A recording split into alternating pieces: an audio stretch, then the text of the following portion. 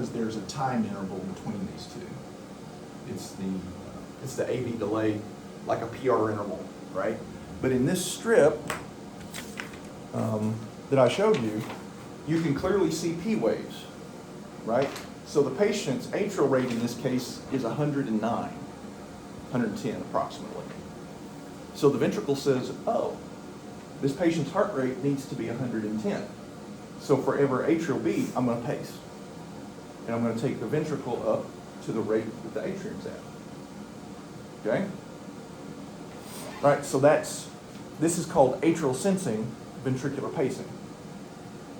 But if the pacemaker didn't do that, then you would have a strip that looks like this one. This is in your packet. That's where you have two spikes. Right? You have a spike both in the atria and the ventricle. So that is both atrial and ventricular. That's AV sequential pacing. So it's pacing in both chambers. And if the patient's heart rate in this strip were 110, you would see atrial ventricular pacing at 110. Because the pacemaker doesn't know that the patient doesn't need that heart rate. Right? Okay.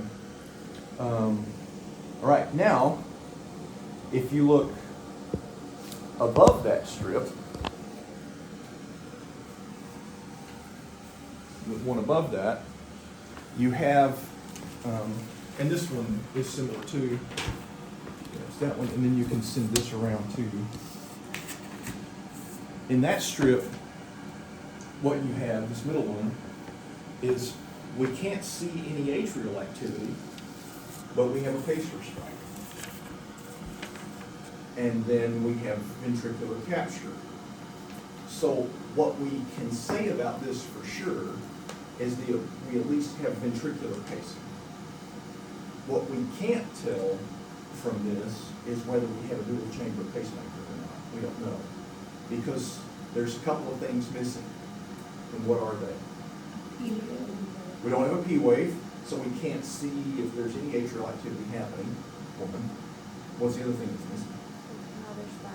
A pacer spike in the atrium. Right? We don't have an atrial pacing spike. So this could be like your heart patient who only had ventricular pacing wires. His were epicardial. Kind of phased out for a second. Her patients were epicardial, so they're needles that go through the chest and into the muscle. Did you get to see them pulled out? Okay. But they do that in surgery. They'll put them in the heart, stick them in the heart, and then pull them out through the chest wall on fresh hearts. But they do that so they don't have to worry about lead placement and having something inside the heart. They're there. And you just turn it on. His rate was set at 55. Yeah.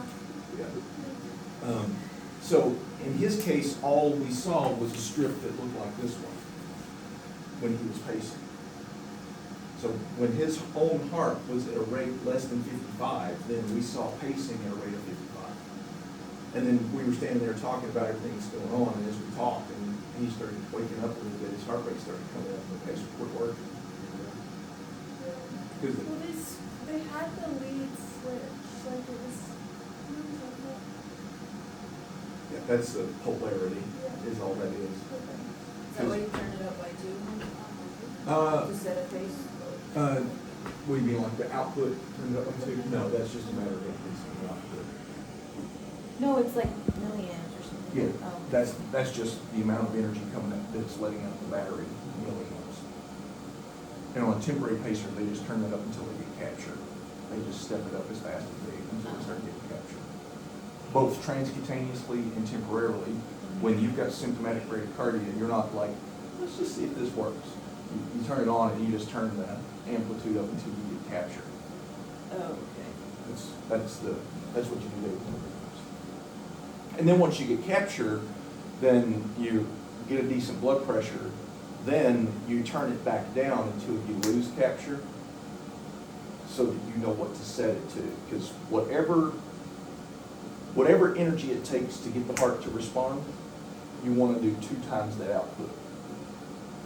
So if you get captured at 1 milliamp, you want to set it at 2 milliamps. You won't need to know that for the test, Okay. right?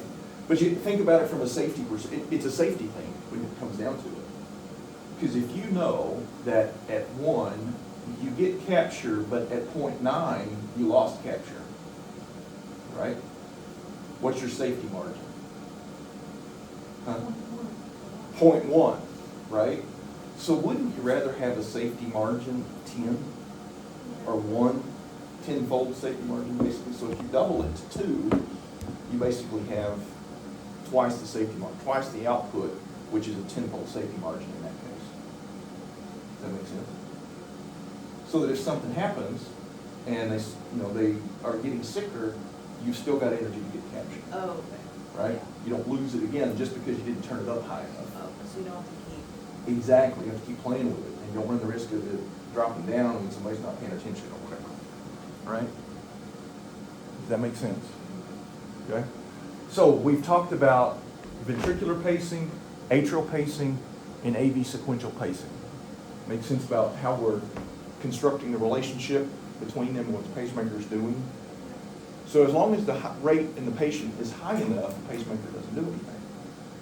And the permanent comes when the indication, the issue, the structural issue, or electrical issue, if you will, is chronic enough that it's not going to get fixed during this hospitalization. So we have to make a decision to implant a permanent pacemaker.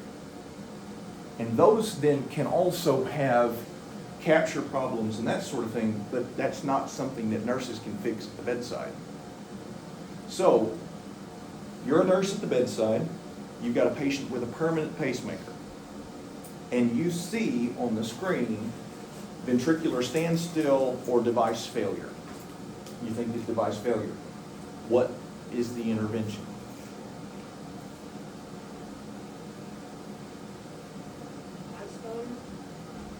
Yep. What would you do as a nurse? Well, you can't change the battery because the battery's inside.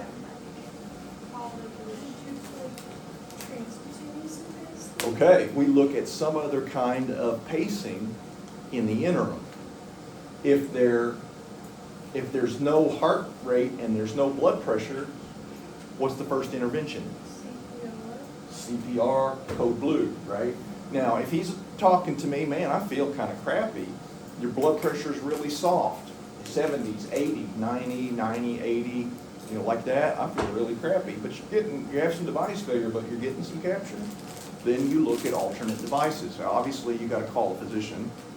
Unless you're ACLS trained, you can't slap a temporary pacemaker on somebody. You call a rapid or whatever your structure is to get somebody there, right? So the point to that is if the internal device is not working, whether it's a lead wire fracture, lead dislodgement, battery failure, all of those things, you can't do anything about the one inside.